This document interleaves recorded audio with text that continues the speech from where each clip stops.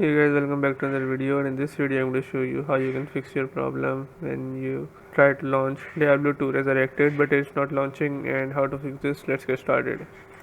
First, what you need to do is right click on the game and then click on open file location. Once you do this, double click on the Battle.net folder and then delete the data folder.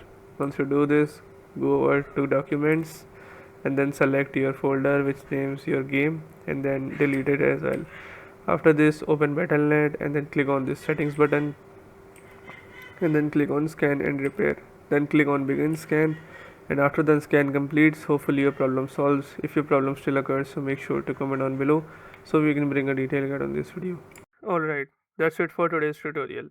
I really hope this video helped you solve your problem or learn something new about your PC. My goal on this channel is to make everything about computers simple and easy, whether it's fixing errors, downloading software or any game, boosting performance of any Windows or any game, or understanding new tools. If this video was helpful in any way, don't forget to hit the like button because it really motivates me to keep bringing you more useful content. And if you're new here, make sure to subscribe and turn on the notification bell so you never miss any future tutorials, tips, and PC fixes. Also, if you're facing any issues or have any questions related to computers, Windows, software, or anything technical, drop them in the comments.